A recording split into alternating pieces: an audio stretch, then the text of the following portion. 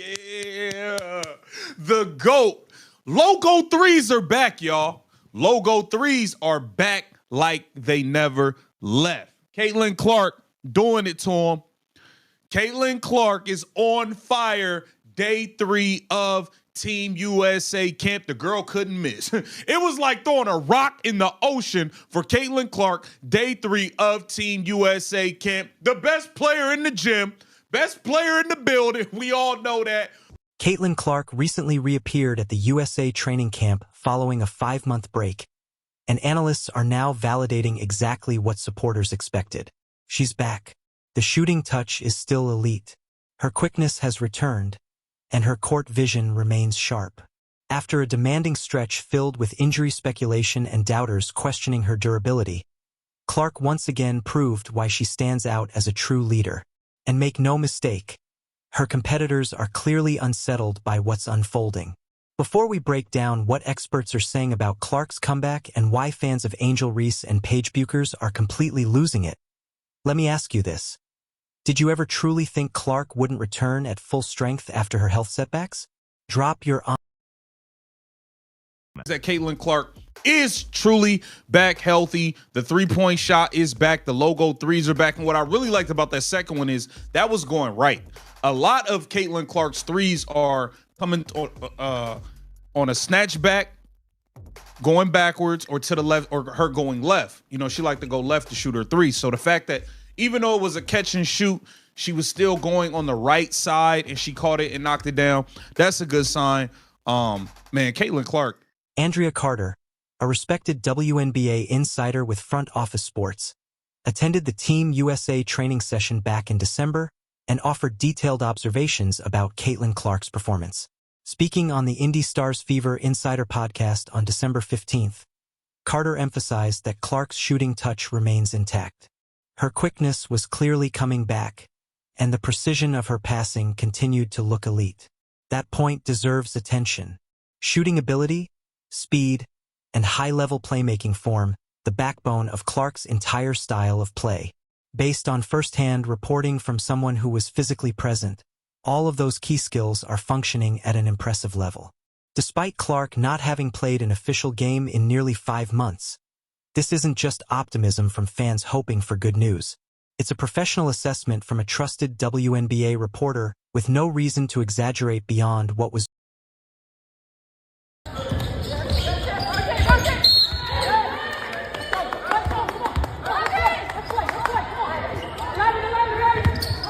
The jumper has returned. After stepping away for an extended stretch and battling through a groin injury that worsened as the season went on, many questioned whether she could truly rediscover her rhythm. But that familiar Clark shot looks absolutely lethal again. Her deep range is once more forcing defenders to pick her up near the logo. The confidence to pull up from absurd distance is back. The speed is coming too. Not completely restored yet, but clearly on its way. That phrasing matters. It acknowledges she isn't at full strength while confirming real progress. During her injury-filled rookie season, agility was a constant challenge. That explosive burst, the ability to blow by defenders, that deadly first step, those were limited when her body failed her. Now, sideline reporters are saying that burst has returned. And that matters. It shows the physical roadblocks are fading. It signals the record-breaking Clark is back in the building. Her passing timing remains elite, and that might be the biggest takeaway of all. It reflects basketball intelligence and court awareness, the qualities that place Clark in a class of her own.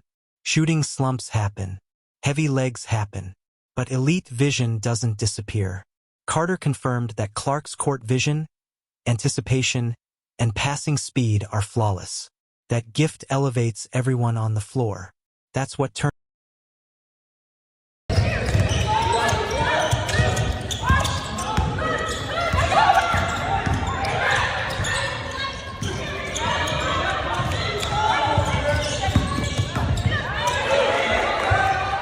Yet even after all that, Carter still wasn't finished.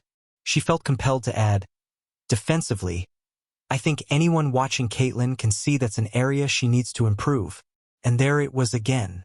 The same recycled criticism. The same talking point critics cling to every time, her defense. Carter then went on to say she watched Clark matched up against Kelsey Plum and Paige Buchers, presenting it as a preview of how those stars will eventually play together. Not if they play together, but when. In her mind, the conclusion was already written. But let's slow down and actually examine this argument because context matters. Caitlin Clark played just 13 games last season. 13. And she did so while battling repeated injuries. She was rarely at full strength. She didn't get a summer to drill defensive fundamentals because she was stuck in rehab. She didn't have a training camp to build conditioning because her priority was simply getting healthy. She didn't have months of live reps to correct flaws because her body wouldn't allow it. Then she walks into a December camp still shaking off rust from a long layoff, and suddenly her defense becomes the headline everyone wants to focus on. Now compare that to how Paige Buchers is discussed. Paige has missed extensive time due to serious leg injuries in college, including an ACL tear and a tibial fracture. Injuries like that absolutely affect lateral movement, defensive stance, and overall mobility. Yet you almost never hear analysts question how those injuries might limit Paige's defensive ceiling. The standards are not the same, and that's not accidental. The irony becomes even more obvious when USA Basketball posts a video of Buchers blocking Clark's shot. This wasn't a fan account. This wasn't a random clip. This was the official USA Basketball social media page choosing that exact moment to show millions of viewers. If you think that was coincidence, then you're not paying attention to how these narratives are shaped behind the scenes. Think back to the 2024 Olympics. Diana Taurasi was selected while Caitlin Clark was left off the roster. Taurasi barely played in Paris.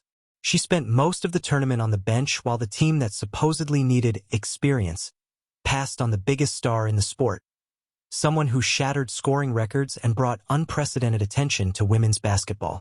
On the surface, it didn't make sense. But it starts to make sense when you look at who controls the process. Sue Bird, Gino Auriemma, the UConn circle that has dominated USA basketball for decades. Paige Buchers fits that system perfectly. She went to UConn. She matches the image and the lineage that decision-makers favor. And now we're watching the media groundwork being laid in real time. USA Basketball posts the clip. Engagement explodes. The narrative takes off. And when the 2026 World Cup roster is announced, there will already be evidence circulating to justify why Paige is chosen over Caitlin. Just scroll through the comments on that post. Paige owned her. Clark is overrated. Paige is better. The reaction unfolded exactly as designed. That was the objective. That clip wasn't shared because it was an incredible basketball moment. It was shared to ignite debate, shape perception, and hand ammunition to those determined to tear Caitlin Clark down since the moment she entered the professional game. This is how stories are framed. You plant the seed early, let it grow across social media, and then point back to it later to defend a decision that was already made. The UConn power structure isn't subtle. Gino Auriemma was praising Paige long before she ever turned pro. Sue Bird remains the face of national team leadership. And now voices like Carter highlight Clark's defense while treating Paige as the inevitable future. This is the political reality of women's basketball. It's not always about who is best right now. It's about who fits the narrative and who aligns with the people in charge. But here's what no one can erase. Caitlin Clark changed the sport. She packed arenas. She delivered television ratings the league had never seen. She made the world care about women's college basketball and carried that momentum into the WNBA. Yet USA Basketball promotes Paige while nitpicking Caitlin. Analysts harp on Clark's defense while ignoring her recovery timeline and lost preparation. The UConn ties continue to dominate roster decisions. And the hardest part? Caitlin has zero control over it.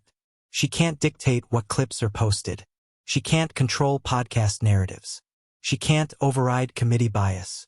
All she can do is play and hope that eventually performance matters more than politics. But history tells us how this usually ends. The UConn circle protects its own. Sue Bird's voice carries enormous weight. Gino's approval matters. And players like Caitlin Clark, who exist outside that inner circle, have to be twice as good just to receive half the recognition. Here's the reality, though. Despite the narratives, the politics, and the bias, the people actually in the gym are saying Caitlin Clark is back. Her shot looks effortless. The scoring skill that made her the greatest shooter the game has seen is still there. Her speed is returning. Her burst is back. Her passing remains elite.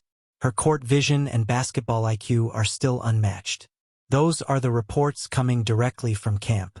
And that's why her rivals are nervous. They spent a year hoping she'd fade away. They spent months declaring her finished.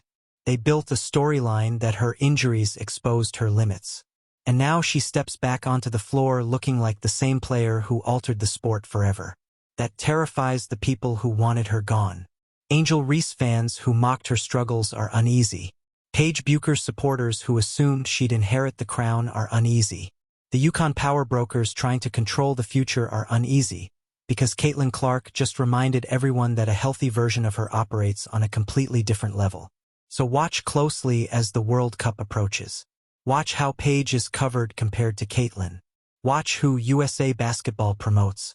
Watch who receives grace and who faces scrutiny.